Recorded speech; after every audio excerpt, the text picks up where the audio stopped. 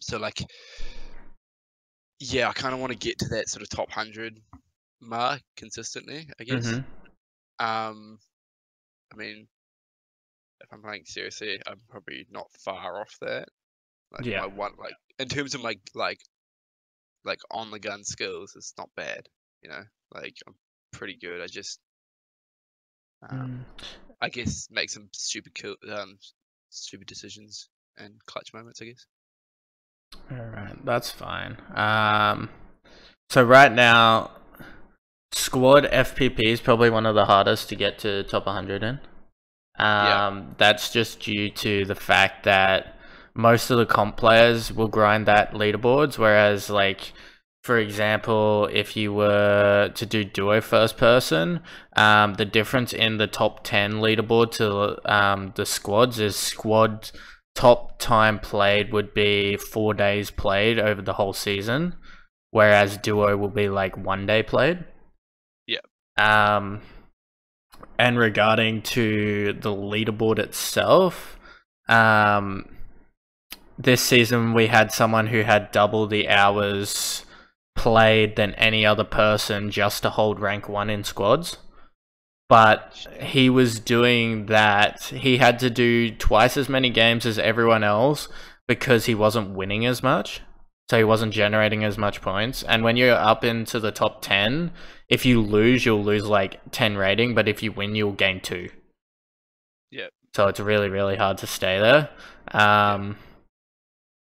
So if you're aiming to get top 100, I would personally probably recommend aiming for squads because one, it allows for people to make a little bit more mistakes, obviously, because you got more teammates to sort of back you up on plays, whereas duos, it's actually really easy to get into, and it probably doesn't really prove anything if you're a top 100 duos player.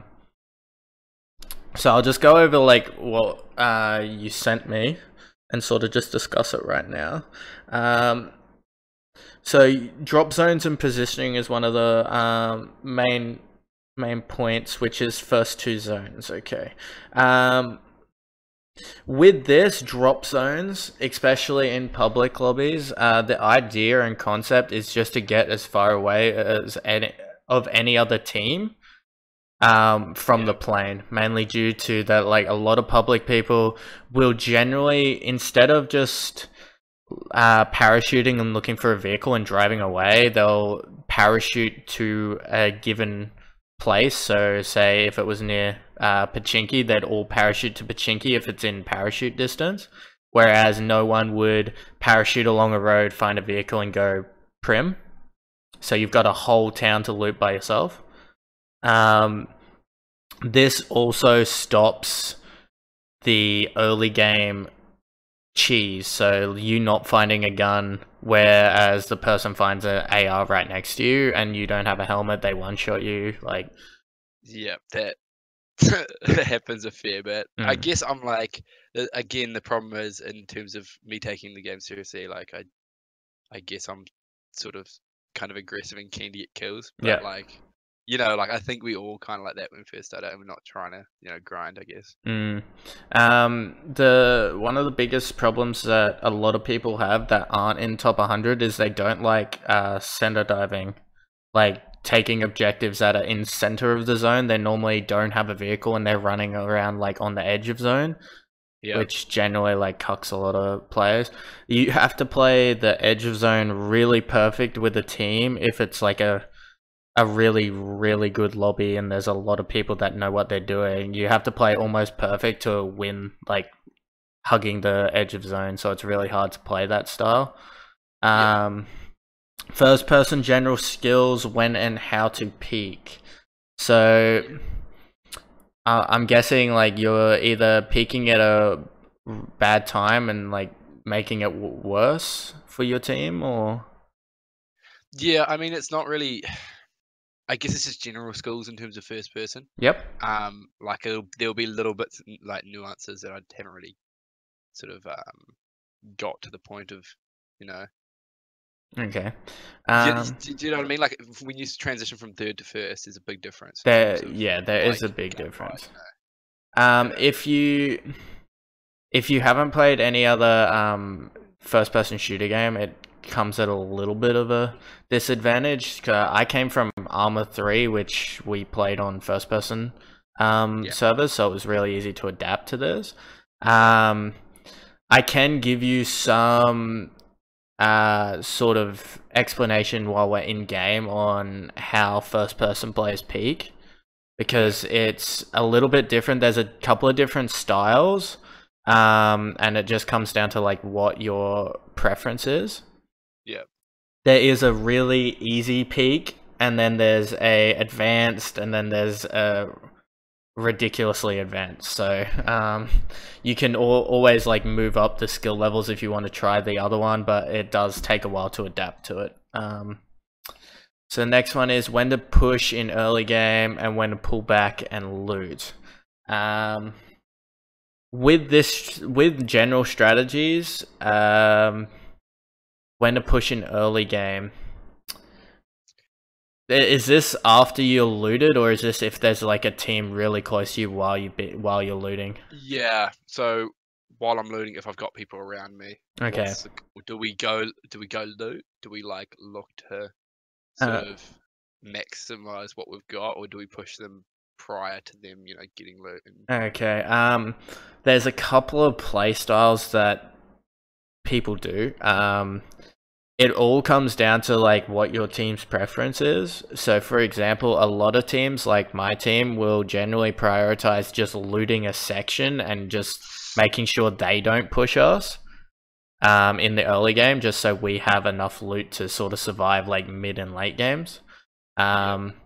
Whereas there's other teams, you probably don't know any of the teams, so I can't list them, but they will essentially get like one gun and then just bum rush the whole squad and hope that yous don't have guns. So it's really 50-50 on that playstyle. Yeah. It just comes down to raw skill and if like you can win gunfights really easily. So now, do you have any questions on like what we're going to be doing right now, or? So yeah, I guess how do we want to approach this? Are we just gonna like jump into a game and go over it and chat about things? Yeah, Like, pretty much. is that pretty much it? Yeah. Cool. So my duo first person rating last season, we don't really focus on it. But that being said, if we're in the game, obviously I'll be there to try and win it. I'll be talking about like the general strats that people use. The public strategy, it doesn't really change from duo to squad to like solos. So you can really adapt it to almost every single style. The only difference between them is like sometimes if you're holding a compound down as a solo, it's probably better to hold like one individual building on the edge of the compound. That way you're not in the center of it. Yep. That's probably the only difference that affects the whole style. Now, what you generally play squads, correct? Or is it duos, sorry? Mostly squads. Mostly squads. What's like your gun preferences? What I prefer. I guess my ideal loadout would be a Scar and a Kar98. Okay. With that loadout, you're doing it correct, because if you said M16, M16 is not really exceptional for close range, so as long as you've got the Scar L, you're fine. The one thing I would probably ask is like what grip do you put on your Scar L? I put it angled. Okay, awesome. Yeah, because I just can't control that horizontal movement with the fucking vertical. Yeah, no, that's the 100% reason why everyone does angled. Yeah, you're onto it. The only difference is like it's a little bit higher of a kick, but it's really easy to control that. Yeah. I like pulling down is a piece of piss. Like, and in terms of my shooting, my like general gun skills and that sort of shit, I'm not bad. I guess I've been playing with like the guys I've been playing with previously have been kind of shit, so like it's kind of I go with their strats kind of just because Yeah, okay. I'm I'm gonna quickly give you like a sort of overview of like our current experience. So we joined playing competitively in, I believe it was season 3, was it? Hold up.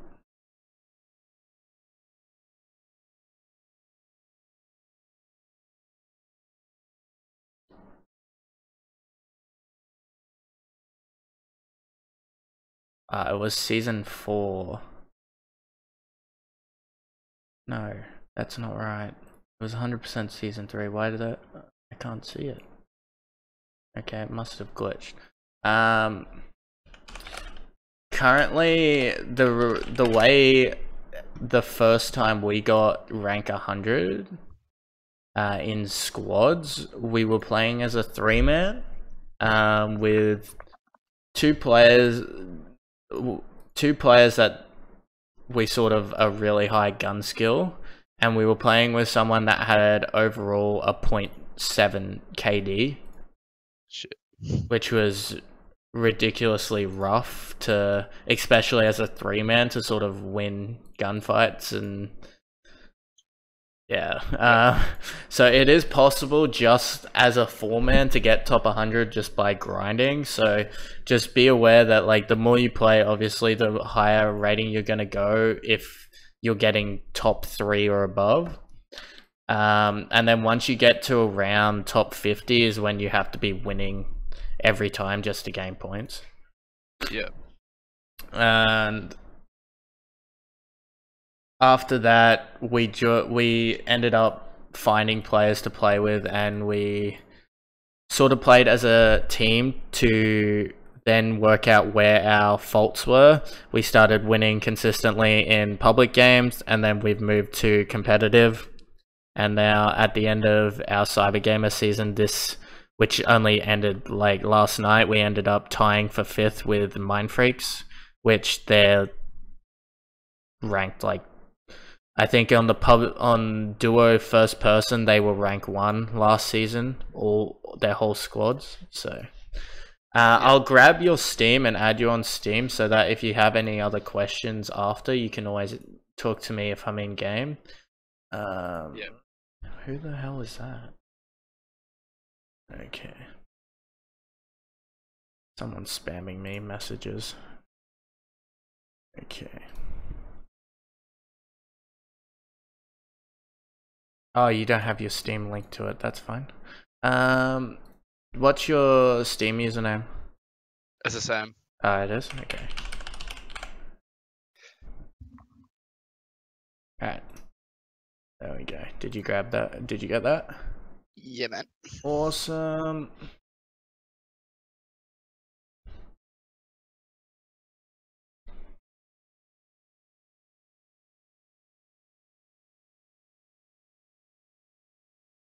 So, do you currently watch any of the OC streamers, like PUBG streamers?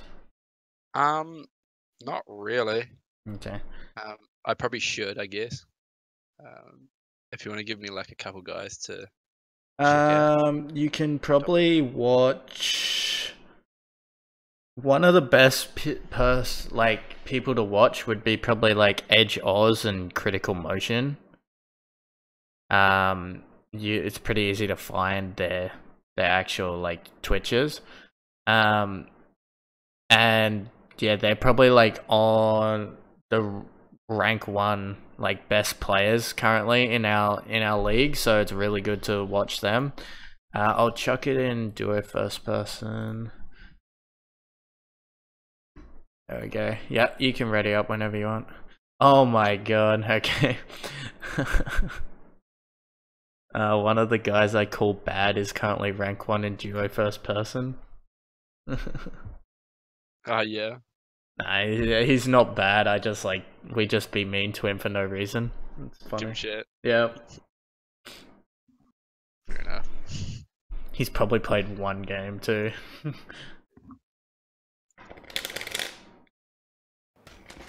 Okay. In terms of like raw gun skill, a lot of players don't do this, but if you can always go and grab a gun But if you can't find an automatic gun in time, like for example, if I have the option, I always take the Vector. Because the Vector's the fastest and most powerful close range gun. It'll beat a shotgun 100% of the time almost. And all I do is I don't actually control the spray with a Vector because the Vector's pretty easy to control. I do flicks on heads to adapt like your brain to get used to your sensitivity, and also to train it to always aim for the headshots, because you're going to beat people 100% of the time if you hit the headshot over them hitting body. Yeah.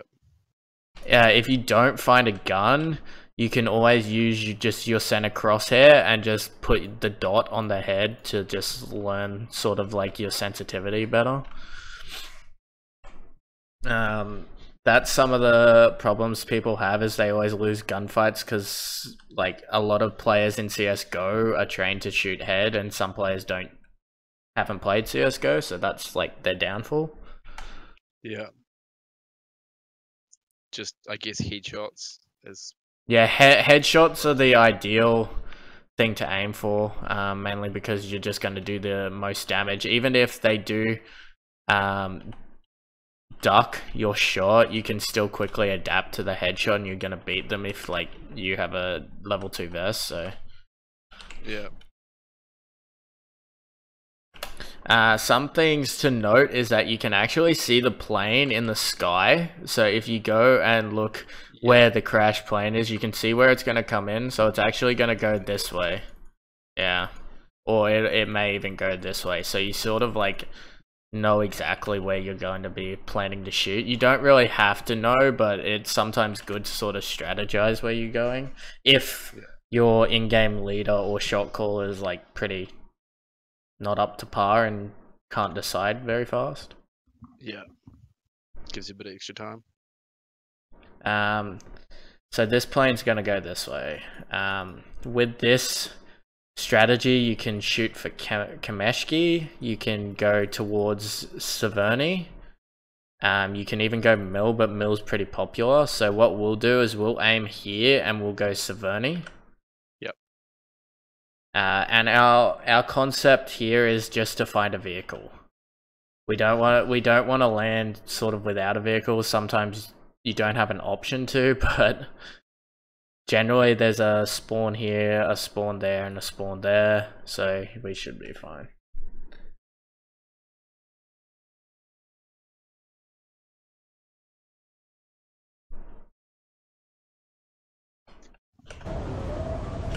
I just don't want anyone in the kill feed to be ridiculously good, so you don't get like wiped on the first thing. What do we got? We got a buggy to our right that we can use just to get there. Yeah, by the petrol station? Yeah. Do you know about swinging? Oh, like oscillating it at like 30 to 35 sort of? Yeah.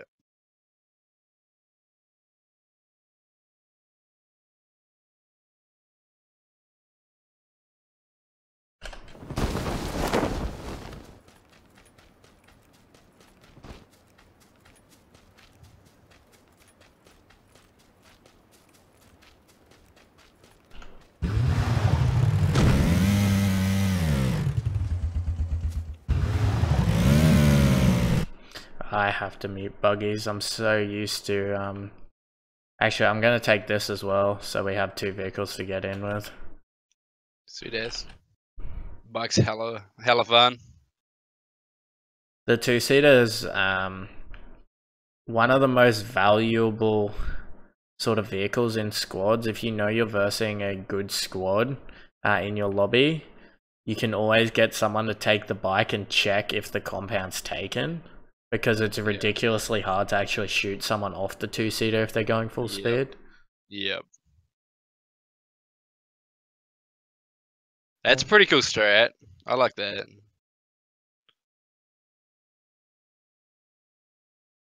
Just clearing a compound by just whizzing by. Yeah.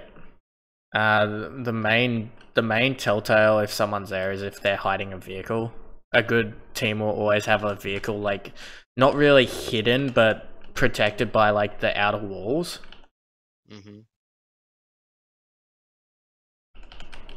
Sometimes bad players do it as well, and then like. Now we gotta stick together and loot, or should I start from the other side?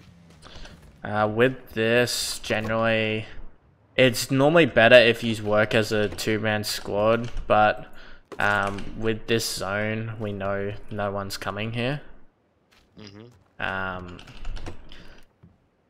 It's not too bad with Severny because I'll be able to tell if they're coming towards me before you, so I can always dip to you before they even get here.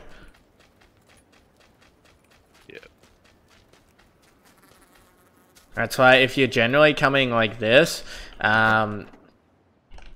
you gotta note that if like there's another team also doing this long parachute, they're probably like a decent raiding team that sort of know like what they're doing in a sense. Well, half know what they're doing. Yeah. So the objective, if there is 2 teams that are trying to come here, is firstly to beat them. If you don't beat them here, is to go to another area, because they are already gonna have loot before you even get a gun. So they've got more of a threat than you do. Yeah. And like you said, there's a chance that they're probably pretty onto it. Yeah. Because the easiest way to take advantage of like people coming to a compound late is to first loot where the entry point, most likely entry point is, which is the peak where I started looting. Yeah. Because as soon as they come here, most likely they'll start looting just the closest sort of buildings, which I've already generally looted. Do you need a 4 times, by the way? Yeah, I've literally just got a shotgun. Yeah, okay. I've found 3 4 times as a no AR. What the fuck? I'm running a Tommy gun. Oh. Feels bad.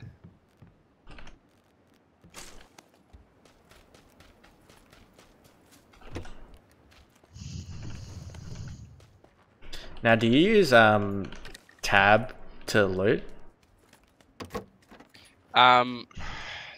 Depends. Not often. Okay. Depends on how much shit's like nearby, I guess. It's sometimes you'll find that majority of players will continuously use tab because after a while it just becomes a lot faster, and they can also check what they currently got while they're looting. Yeah. Oh, that's what I needed.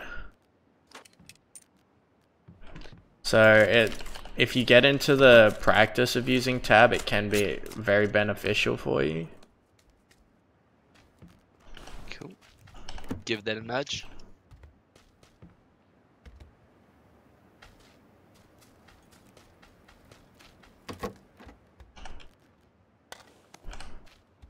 One thing to note is that like we'll probably won't go back over where like we originally came from. Mainly because like we run the risk of someone just sitting at the bridge or at gas station and just waiting for us to come back. Yeah. The less risky places where you can't really like get away even on a vehicle is best, because a good team will probably won't sit there here because of the zone, but if the zone was a little bit closer, you'll probably have a team sitting Love Shack.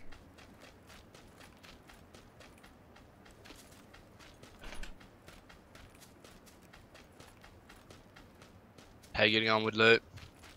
Yeah, I'm pretty fine. Yep. Level 3 helmet is always a good thing. Yep. Hey, there's a spare M4 here if you want it. I've grabbed one. Cool.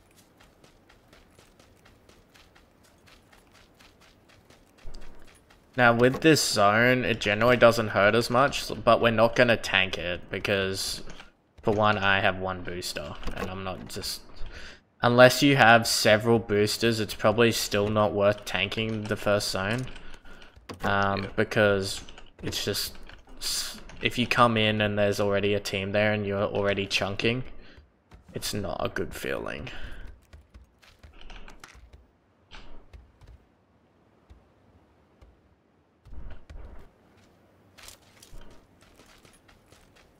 Thoughts on the tech stock for the M4? Oh, it's broken. Like, it's actually so strong, dude. Yeah. If you put it on, it just becomes pretty much a laser. It's probably good to sort of learn it now if you're going to use M4. Or even if you're not going to use M4, it's good to learn that gun, mainly because it's 100% the best gun in the next patch in 1.0 coming out. Yeah. I've heard and seen that, yeah.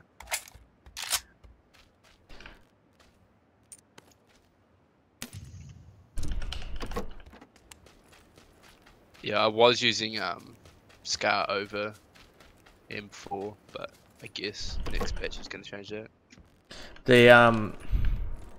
The problem I have with it is I'm very statistical in like my guns. So if I have the choice to take a Vector, I will. There's a level 3 helmet on me, by the way. Cheers. I might just come grab that now. We'll whoop off.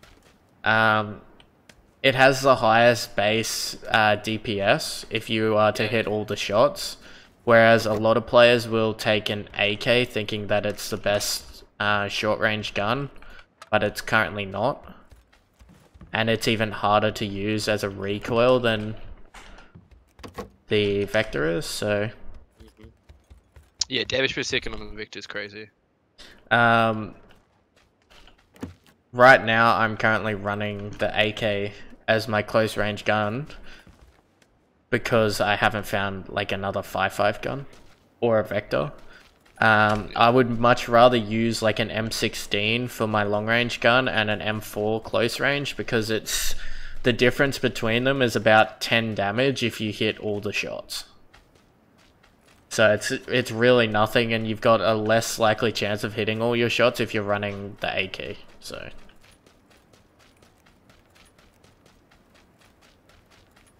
with this zone, we're gonna come around here, like over just past this lip, and go around Yas. Yeah. You rolling out now, eh? Yeah. Yeah, sweet.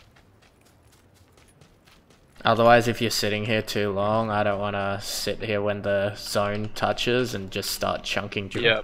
So I've actually got 7 boosters. Oh yeah. No first aids. Yeah, I can give you one. Yeah. How are you for boost? 2 and 4 now. Yeah. Sweet. It's a bit ridiculous, but we were playing like the finals last night, and our whole team in comp play is different to like public games. But the zone out of all 4 games, 3 times it fed right where we are now with no cover at all. Oh shit. It was like the worst possible zone. It was just an open field. Can you imagine late game was pretty quick? Yeah. Oh wow, I'm boosted.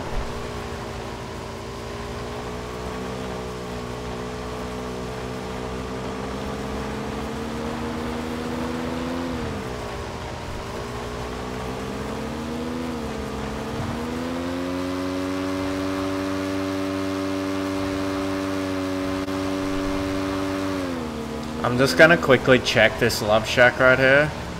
Okay, no one's in it. We're just gonna sit here because some players like to center dive the second zone, but it can drastically move. So I generally just sit on the edge and wait for the third zone, and then we center dive third because it still could feed mansion when people like go up here for no reason. Yeah. We take the same building? With compounds like this, 1-on-1, you can honestly just float the edges because of the barricade. Yeah. You don't actually have to sit especially these. This is what's known as a love shack. And there's a couple of other ones, like on yellow right now, which I'm probably guaranteeing someone's already sitting there. And there's one there as well. They're the 3 love shacks. Unless you're getting shot at, you can float these walls and just get a way better angle than what you would sitting in the building.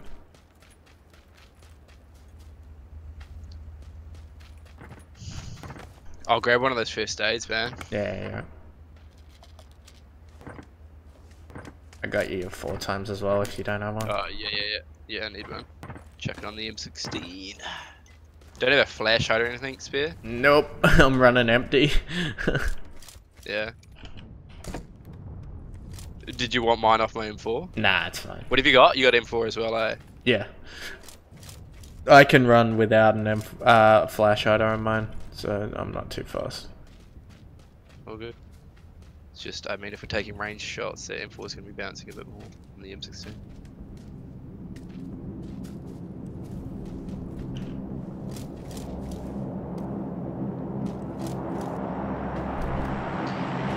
I guess drops? What's the sort of strat on drops? Drops, depending on your playstyle. If you're aggro right now, so that drop's going pretty much here, which is open field. Yeah, open field where people could be sitting at yellows or they could just be in like Yas right now. So if you do go to that and like you take the buggy or even the bike, you could just be shot completely off and just be out of the game unless your whole team like sort of commits for it. The only sort of time we generally go for drops is if we're already on the move, it's right in front of us, or we just get spoon-fed the actual crate. Yeah.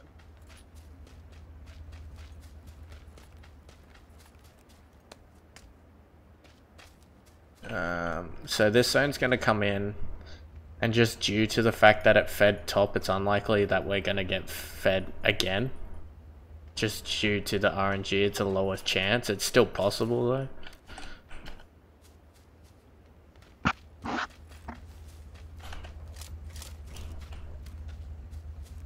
So right now, because there's no one here and we're not even taking a fight, I'll teach you sort of exactly what I was talking about peeking. There's a certain style when you're... The first peek is simply just like changing peak angles when you like you'll shoot first, you'll come back in, either heal or you don't take any damage. And the other option, the best option for that is you want to be changing your angle as much as you can so that the enemy doesn't actually know where you're going to be peeking from. Much like in this compound, say if like we were taking a trade with other players, just from peeking left side, it's pretty easy to predict where you're going to be peeking from. But if you're like sitting mid and they're right there, you can peek like left or right and just like double peek one side to sort of like just sort of juke where they're like pre-aiming, if they are pre-aiming.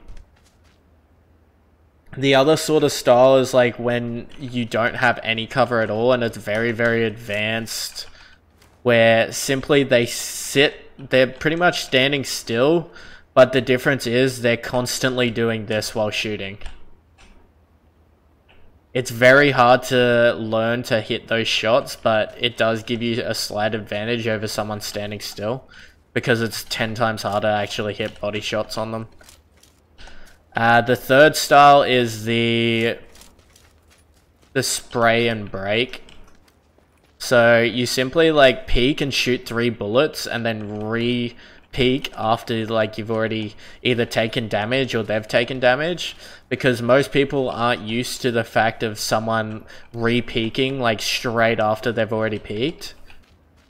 It's the fact that most people will peek and they'll continuously fire until they either get shot or the other person's downed.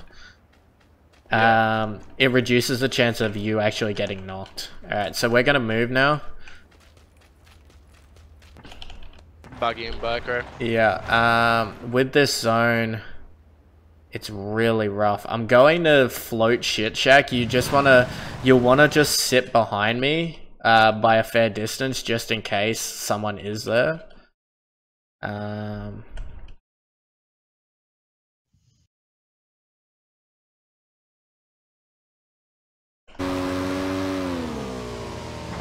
just gonna follow your exact path until you actually get there and make a call. Yeah, until I get shot. If I'm getting shot from the left, like just angle further right.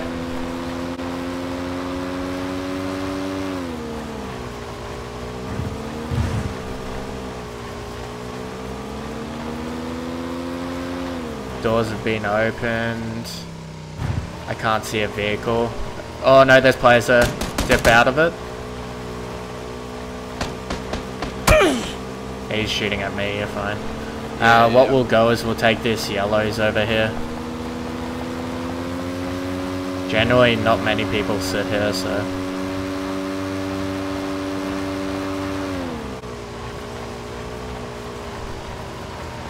Just come to the one building.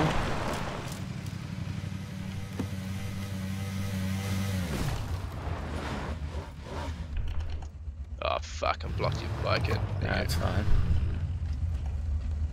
With breaching like this, the best option is just not to worry about like vehicles at all and just make sure that you either get cover or you make sure that like no one else is here and pushing you, because exactly what that idiot just did was he came out so I could actually see him and I knew someone was in that compound, so I just flew away from it and he still tried to take shots at the bike when you were so close. Often public games, people will shoot the bike over the actual main vehicle.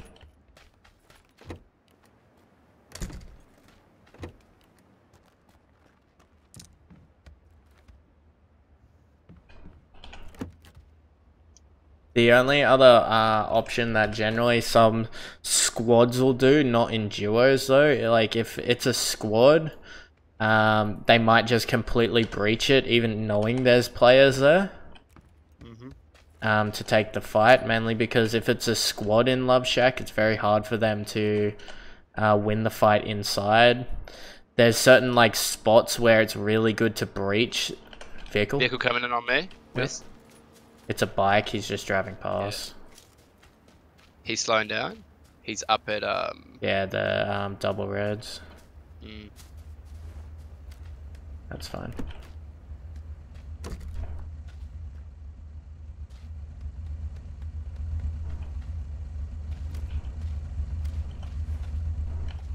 Now, what do you think in terms of taking shots here? Do we wait till they actually get in on us? Okay, like for example, this vehicle's coming here now. Just take shots now. Dead. Good job. Good shit. Like, you just need to... If they're coming towards you, just take the shots. Because... on this guy. M55. Oh. That's from up top. Yeah, that's fine. I'm fine. Just take the shots and... Headshot him once. Nice. I'm just medding. He's backed off. It's an 8 times on this guy. No sniper. This zone is actual AIDS. Still shots. They're taking out the car tire on the Dacia, which is fine. Dead. Nice. Yeah, his helmet was pretty chunky. Is there a sniper on the other guy? No, he has an 8 times though. Yeah. I got 8 just grab his... If you don't have any gear, just grab it now. He played that really stupid. Is there a decent vest on this guy? I've got a level 3, dude. I'm good. Oh, like I was just asking if this guy's got a decent vest. Oh, my bad. I'm still level 1. Should have picked up the decent.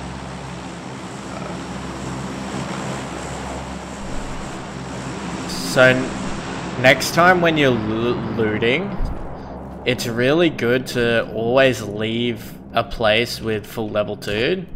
And even if you can't find it, it's best to probably like ask me, because I assumed that you had a level 2 vest. Yeah. when I dropped mine for a level 3, so it's... Yeah, I know. I just kind of assumed I'd get one too. Yeah. And then it was only at the end I was like, oh fuck that one. It's all good. Ours... This is legit the worst zone ever. It's pretty much like comp last night. Fuck my life. Yeah, pretty open. Do you want to ride the outside in a situation like this where it's completely open? Yeah. Right? So the shit shack's gonna be like the most contested building, and if we're in squad, we'd probably just bum rush them. Or in another strat, there's like a couple of defilades that you can hold. For example, there's one right in front of us, like just next to mansion, that we're probably gonna go to. So if you want to grab your buggy, keeping vehicles in the zone is, I'm just gonna move it back a little bit, is one of the best options, even though it's smoking right now. Yeah. Is this in zone? Oh, I don't think it is. We'll take this one right here. Vehicle behind us? US?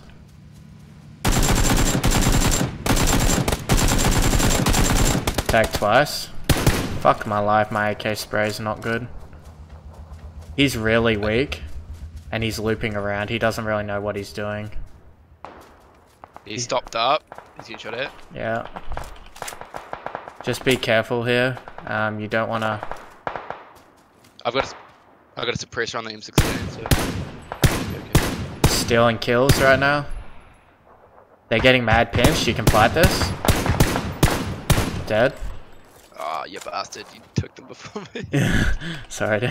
I was mad tagging. When you're in the open like this, try and move as much as you can. In that situation, we were fine, but there still could have been someone like up near... We call it crater, but it's prison. Yeah. Now with this zone, you just have to scope. We now know that there's no one in mansion, which is pretty good because they just ran into a whole nother squad. Only 9 alive. A lot of people are dying to the play zone. And we got hard fed the zone, which is great. Mm-hmm. Do we push? I'm just quickly checking that Love Shack's gonna move or not. They're still at it. I think they're running now. We don't really have to push anything right now because the only thing we can push to is like rocks.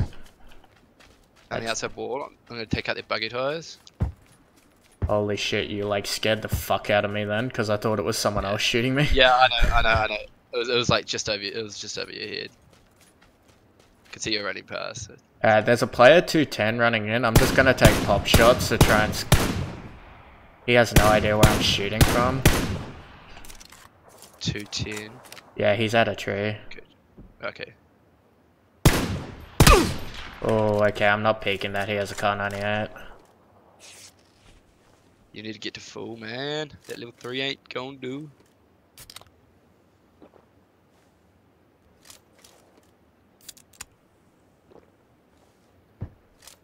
Oh yeah, their buggy tires are out. So they've got to make this on foot from Shack.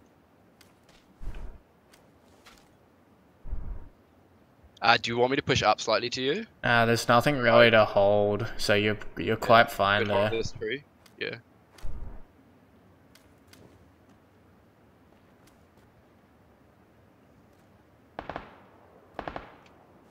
That's to my south.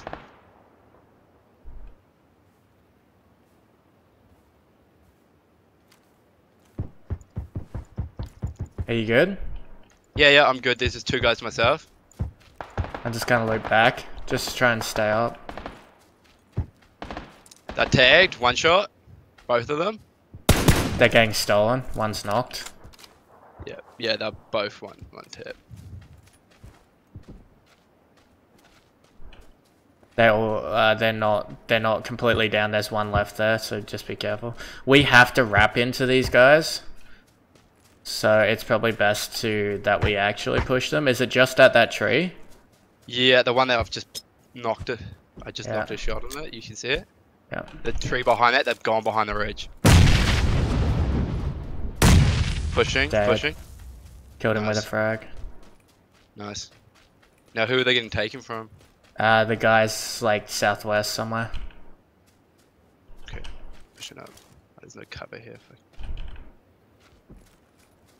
I'm just This is running to crazy. this rock real quick.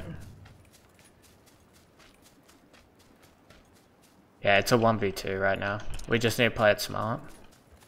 It's just a press cack, right? Yeah, I'm just gonna bait. So simply what this is because I've got a level 3, I'm baiting the shot just to find out where he is. I see him, he's like 240 in the open. How far? He's now at that dark tree.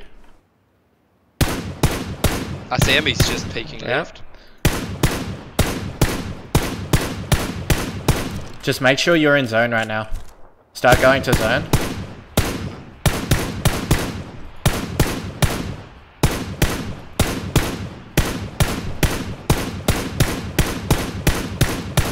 Pushing up, taking the next tree. Dead.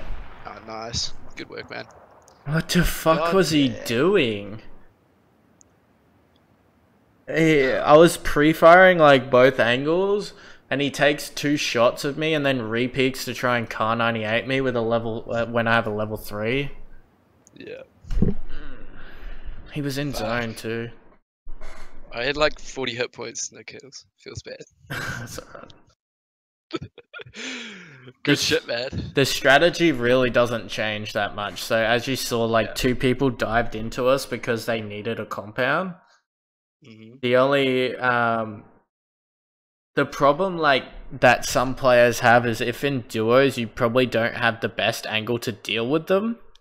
Sometimes like a vehicle will come in where like there's an angle where no one's watching, which is probably the downside. And that's why in squads generally like you'll find that like 4 people will watch it like all different angles, so that if you do get breached there's at least 1 person shooting at them as they're coming in. Because if there's clips and montages of everyone where like a whole squad will breach them with 1 vehicle and the 1 person will just kill all 4 because it's really easy to do it. And that's the main point. So if you get, that's why like when that zone straight away hit, we went to try and find a compound that's in the zone. Yeah. If there's no compound that's in the zone, you take, do you know what a defi is? Or a defilade, like a ridge? Yeah. Yeah. You choose to take that, and you don't have to use a US as cover. It's always good to have a US full cover, like on a different angle if it's duos. Yep. Now, with your, do you have any other questions that you want to ask before like we just talk about general plays? Not really. I mean, there's a pretty good strat. Like, I can see how it would work consistently. Bailing out. Yeah. In squads, like if you use a similar strat to that, that's generally how all the top players are getting top 100 right now. But in the top like 50 players currently, we all had over 50% win rate. Yeah. And it was, I think everyone had like a 95% top 10. So it's ridiculously, using those sort of strats, it's very hard to get wiped out really early unless there's another team that sort of intentionally does it. Now, with your general like peaking style, you said that you had like weaknesses with like drop zones and positioning, right? So you've already covered that with like how. Yeah, I'm like just with your strat, yeah, the drop zones you don't really go for unless you get like spoon fed them, because that's generally like half the point of, yes, the value of an orms is unbelievable, but the fact that like other general just boosted players or like bad players will just hunt for the crates, it's better just to reduce the chances of you getting wiped while looting. The first person general skills and when and how to peek, your last fight when you were dealing with the two people south, simply just not getting knocked there is all you need to do, even if you have to med.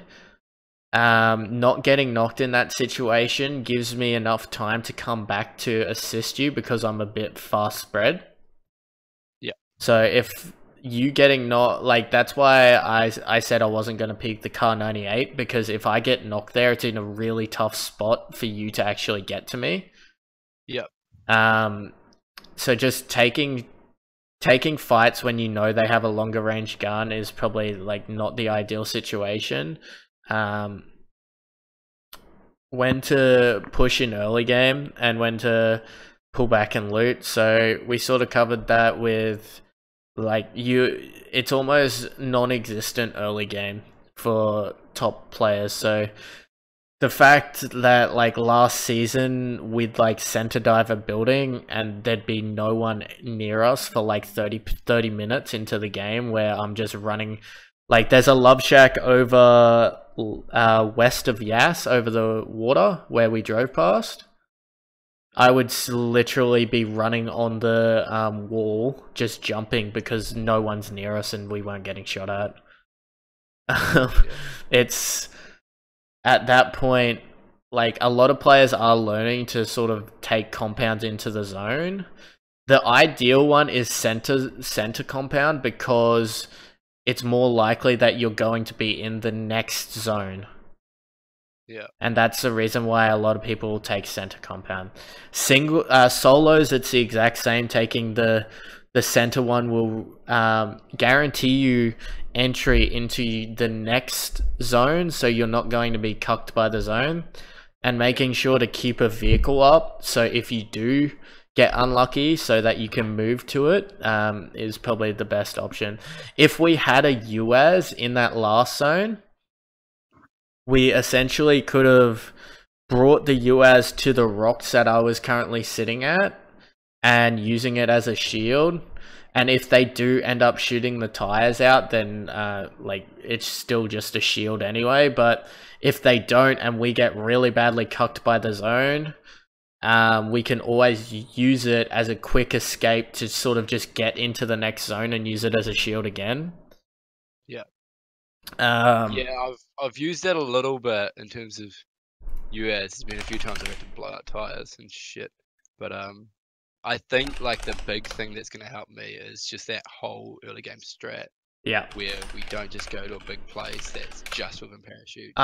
Yeah, 100%. That's gonna the biggest issue that a lot of players have is that they take fights that they don't really have to. So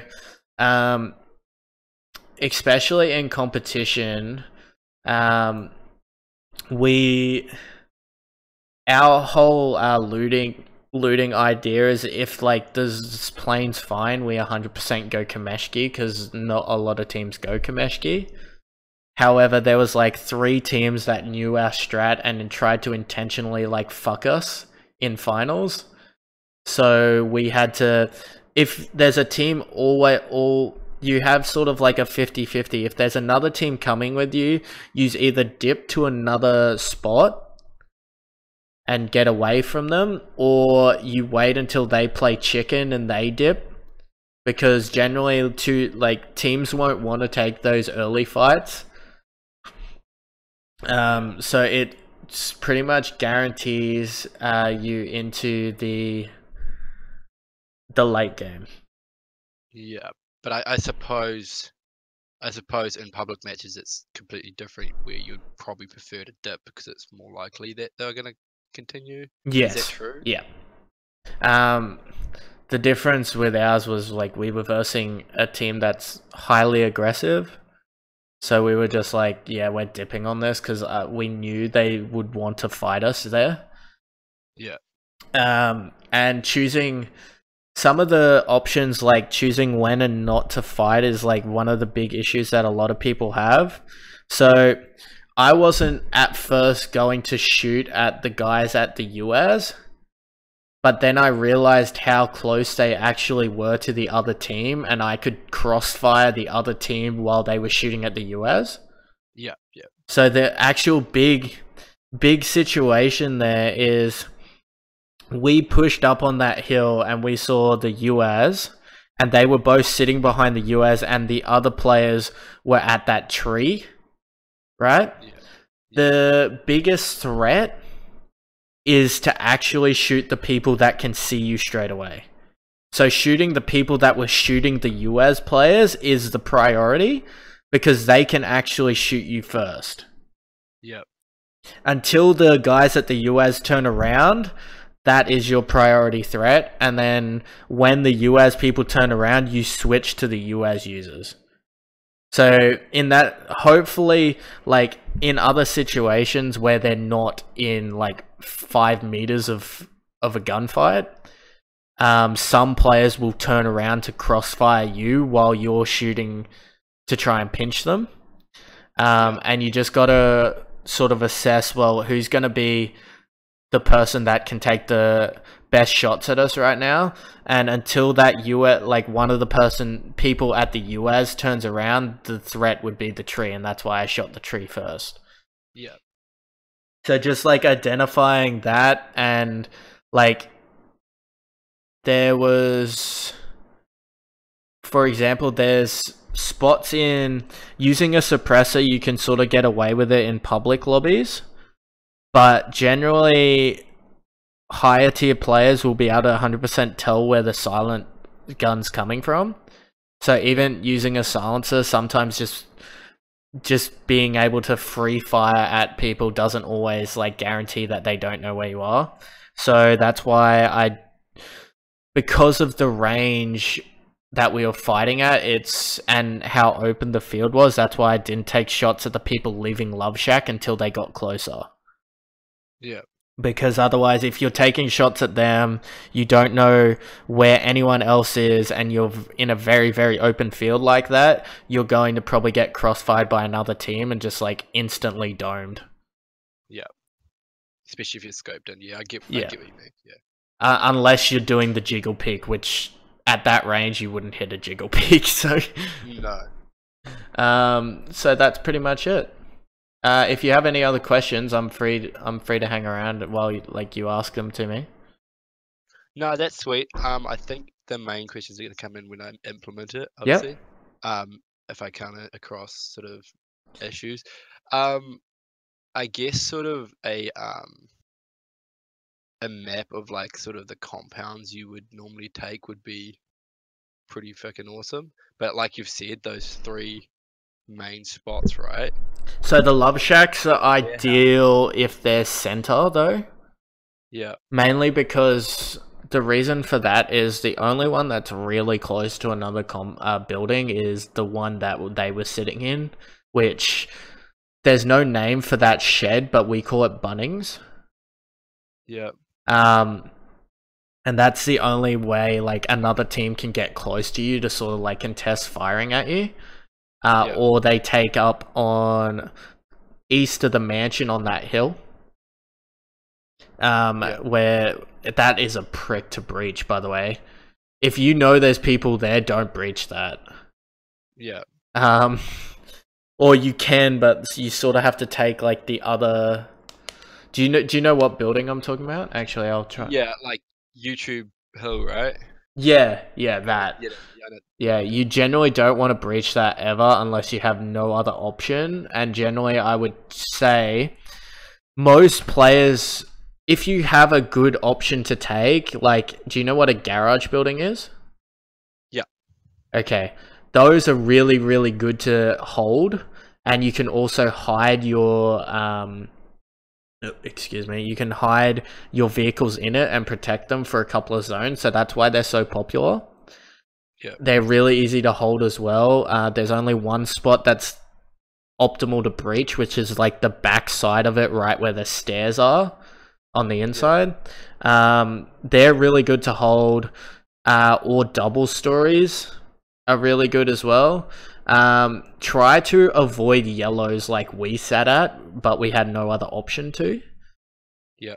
So I wanted that one because the reason why that guy went up the hill was that compound up there is pretty easy to hold if a vehicle comes to you.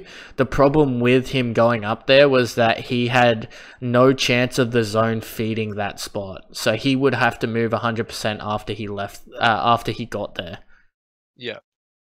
He would have died anyway. So even if we didn't kill him, he would have either died to blue or run into the team to our south. So you just need to try not to take a compound right on the edge of the zone, the white zone, because you 100% have to move from it.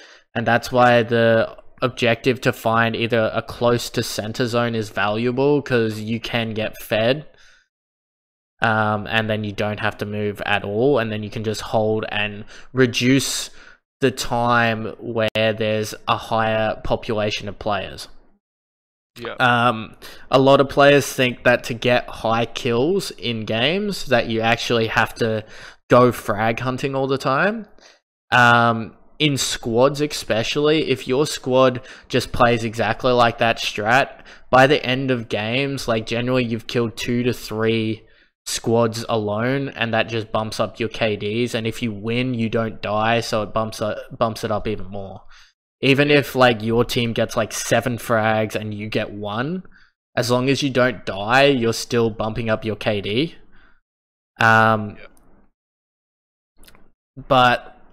yeah, you'll sort of get the picture. If you have anything like that you need to talk about, like if you go to a specific compound or something and it's like use misplay it or something simple like that. In duos I wouldn't recommend breaching unless you have no option, by the way. Yep. If you don't know really what to do in the situation and like you're uncertain on where to go, it's probably best just to like screenshot it. Like screenshot the zone, and then you can always send it to me and I can say, well, it's probably best if you took this. Yeah.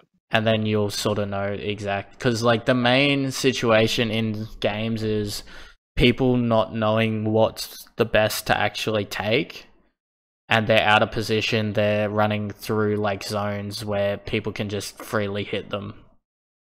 Yeah. Cool. Sweet. No, sounds good.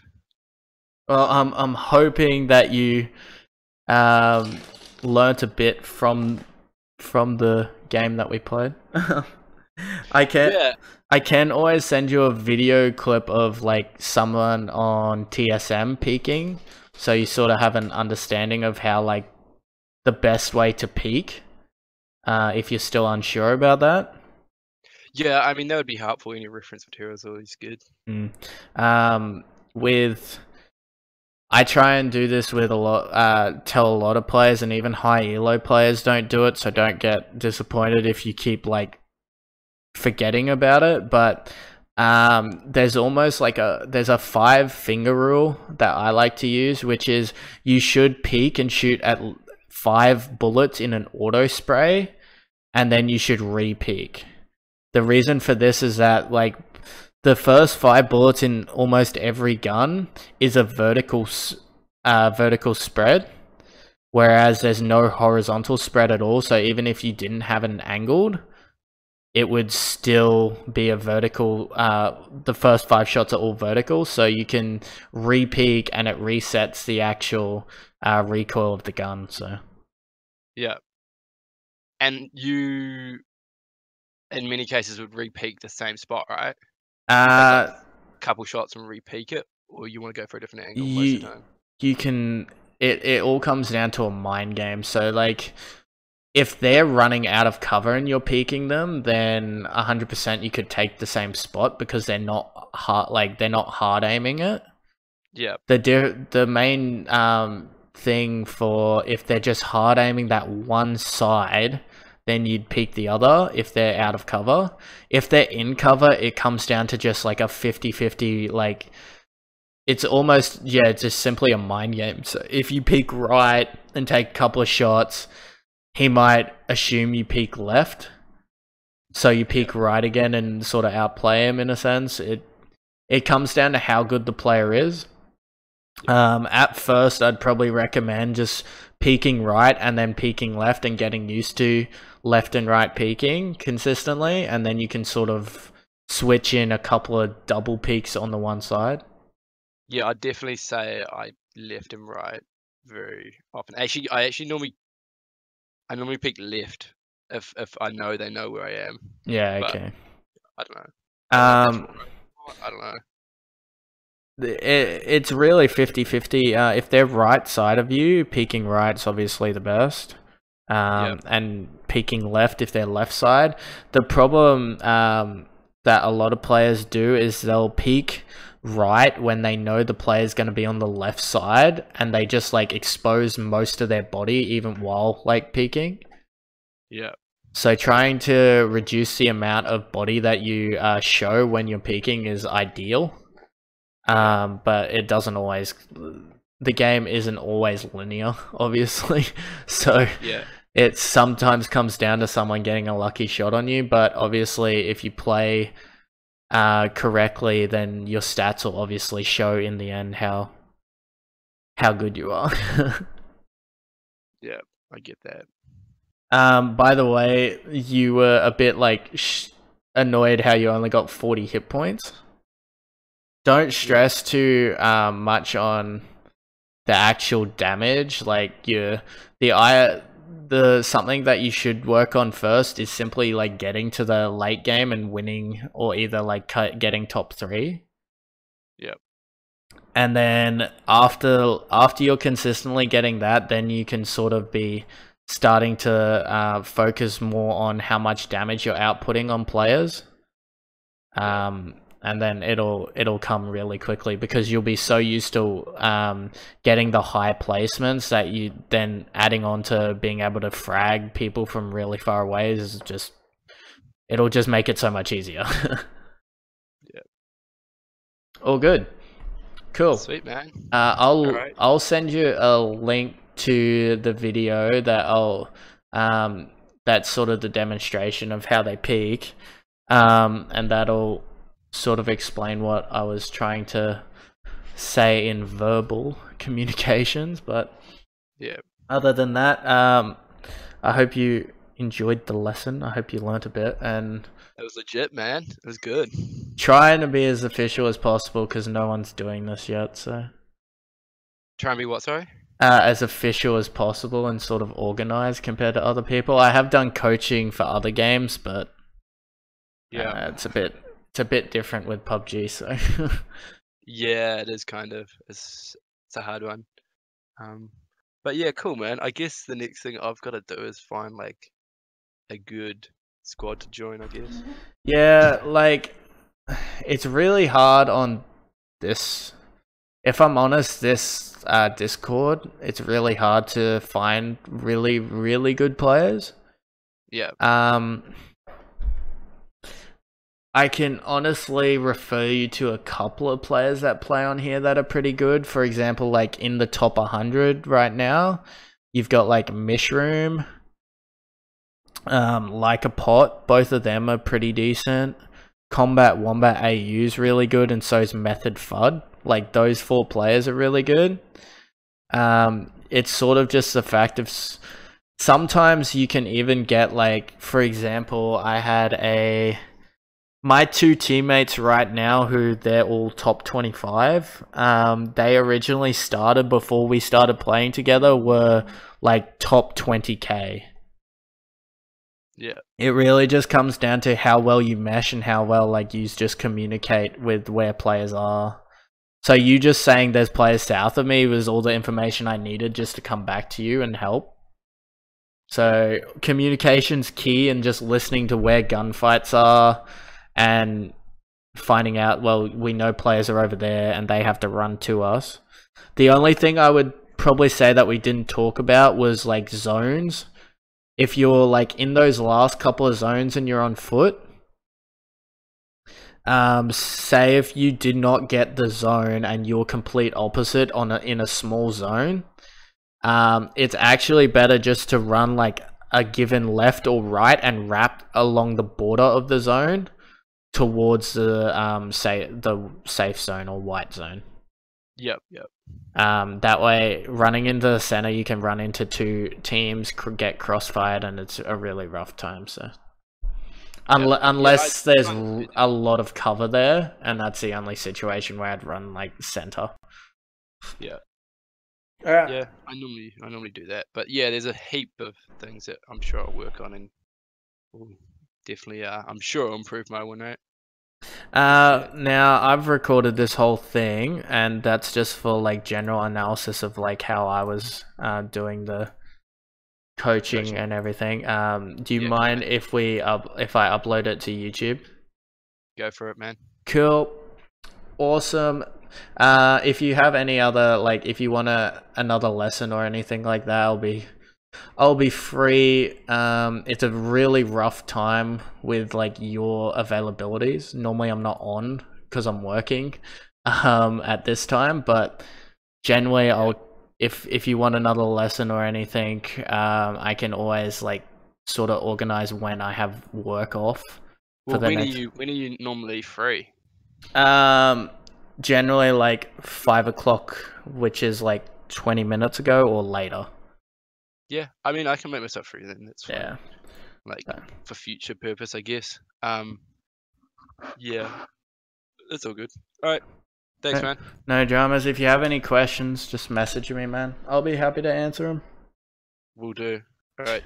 Too easy. You have a good one. You too. Bye.